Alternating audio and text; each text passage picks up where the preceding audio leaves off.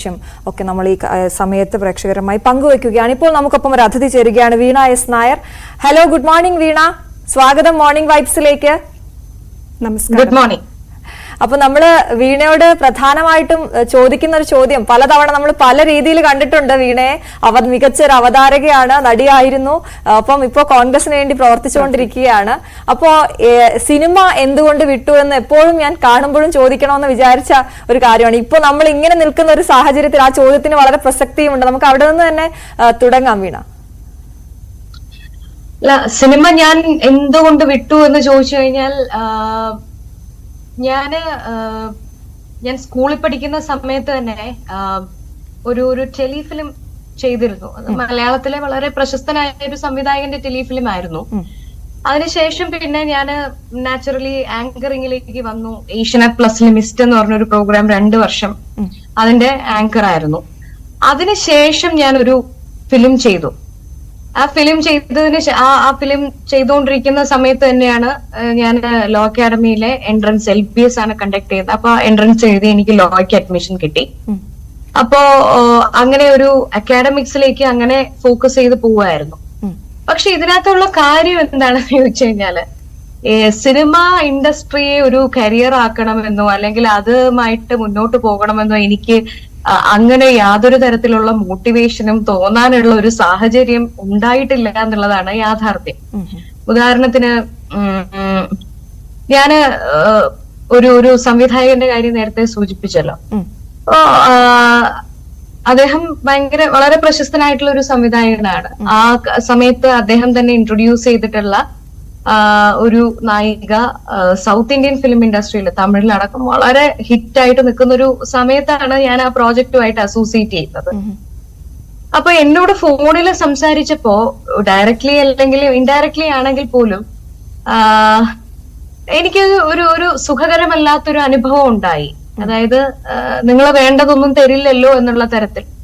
ഞാൻ instant response, I was just 15 years old then. ഞാൻ അന്ന് പറയണ്ടായി, സാറിന് എന്താ വീട്ടില് വൈഫില്ലേ എന്ന് ചോദിച്ചു.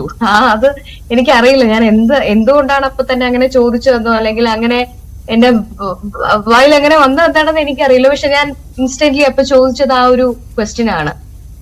അത് കഴിഞ്ഞ് സിനിമ ഇൻഡസ്ട്രിയിലേക്ക് വന്നു കഴിഞ്ഞപ്പോ എനിക്ക് മോട്ടിവേറ്റിംഗ് ആയിട്ട് ഇതിനെ ഒരു കരിയർ ആക്കണമെന്നോ അല്ലെങ്കിൽ അങ്ങനെ തോന്നുന്ന ഒരു സാഹചര്യം ഉണ്ടായില്ല എന്നുള്ളതാണ് യാഥാർത്ഥ്യം. ഒരുപക്ഷെ എനിക്ക് എന്റെ മനസ്സിൽ at the back of my mind ഇങ്ങനത്തെ ഒരു എക്സ്പീരിയൻസ് ഉള്ളത് കൊണ്ടായിരിക്കാം. പിന്നെ നമ്മൾ ഈ സിനിമയ്ക്ക് വേണ്ടിയിട്ട് ട്രൈ ചെയ്ത് അതിന്റെ പുറകെ പോകുമ്പോ ഇത്തരത്തിലുള്ള അനുഭവങ്ങൾ പിന്നെയും ഉണ്ടാകാനുള്ള സാധ്യതയും അതിനെക്കുറിച്ചൊക്കെയുള്ള ഒരു തോന്നലായിരിക്കാം. ഒരുപക്ഷെ ഞാൻ പിന്നെ അങ്ങനെ ഒരു ശ്രമത്തിലേക്ക് പോയിട്ടില്ല, അല്ലെങ്കിൽ അങ്ങനെ ഒരു ഓപ്പർച്യൂണിറ്റീസിന്റെ പിന്നാലെയും പോയിട്ടില്ല.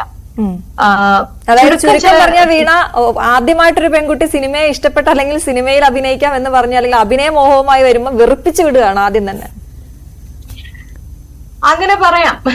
കാരണം ഇല്ലെന്നുണ്ടെങ്കിൽ ചിലപ്പോ എനിക്ക് തോന്നുന്നു ആ ഒരു രീതിയിൽ നമുക്ക് കുറച്ചുകൂടി ഒരു കൺഡ്യൂസീവ് ആയിട്ടുള്ള എൻവയോൺമെന്റ് ആണ് എന്ന് തോന്നിക്കഴിഞ്ഞാൽ നമ്മള് ആ ഒരു പാഷന്റെ പിന്നാലെ പോകുമല്ലോ.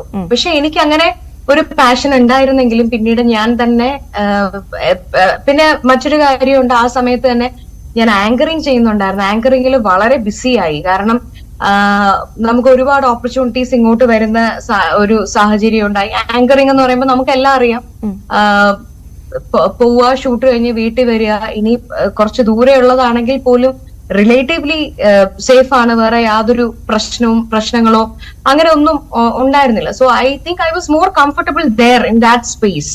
അപ്പൊ ആ 5 years കൊണ്ട് ഞാൻ എന്റെ LLB കംപ്ലീറ്റ് ചെയ്തു. ആ സമയത്ത് എല്ലാ ചാനലുകളിലും, അന്നത്തെ പ്രോമിനന്റ് ആയിട്ടുള്ള മിക്കവാറും എല്ലാ ചാനലുകളിലും ഞാൻ പ്രോഗ്രാംസ് ചെയ്യുന്നുണ്ടായിരുന്നു. And I was literally satisfied with that. അതുകൊണ്ടായിരിക്കാം എനിക്ക് തോന്നുന്നു ചിലപ്പോ നമുക്ക് എന്തായാലും സമയപരിമിതി മൂലം. പക്ഷെ നമുക്ക് പ്രധാനപ്പെട്ട ഒരു ചോദ്യം കൂടെ ബാക്കിയുണ്ട്. മുകേഷ് MLA-ക്കെതിരെ കേസ് എടുത്തിട്ടുണ്ട്. ഇപ്പോ എന്താണ് തോന്നുന്നത്?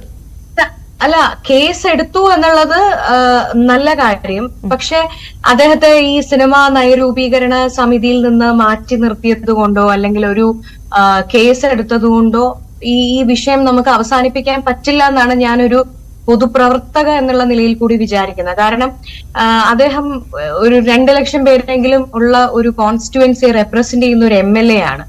സോ ഒരു ആയിരിക്കുന്ന ഒരാള് ബിയോണ്ട് ഡൗട്ട് അദ്ദേഹത്തിന്റെ നിരപരാധിത്വം പ്രൂവ് ചെയ്യാനായിട്ട് ബാധ്യസ്ഥനാണ്. പ്രത്യേകിച്ച് ഭരണകക്ഷിയുടെ MLA ആയിരിക്കുന്ന ഒരാളെന്ന് പറയുമ്പോൾ ഇന്ന് കേരളത്തിൽ ജീവിച്ചിരിക്കുന്നതിൽ ഏറ്റവും ഇൻഫ്ലുവൻഷ്യൽ ആയിട്ടുള്ള ആളുകളിൽ ഒരാളാണ്.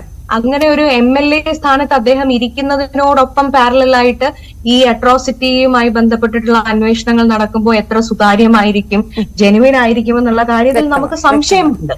അപ്പൊ തീർച്ചയായിട്ടും അദ്ദേഹം മാറി നിന്ന് ഒരു അന്വേഷണത്തെ നേരിടുന്നതായിരിക്കും ഒരു മോറലി കറക്റ്റ്, അല്ലെങ്കിൽ ഒരു മോറൽ ഒബ്ലിഗേഷൻ ഉണ്ടല്ലോ. വ്യക്തമാണ് വീണ, നിലപാട് വ്യക്തമാണ്. നമ്മൾ വീണയിലേക്ക് എത്താൻ കുറച്ച് ലേറ്റ് ആയി പോയി, ഞങ്ങൾ സോറി ചോദിക്കുകയാണ്. ഒരുപാട് ബർത്ത്ഡേ വിഷും കാര്യങ്ങളും ഒക്കെ ഉണ്ടായിരുന്നു, ഒരുപാട് പ്രേക്ഷകർ നമുക്കൊപ്പം ഉണ്ടായിരുന്നു. എന്തായാലും ഞങ്ങൾക്കൊപ്പം ചേർന്നതിന് നന്ദി.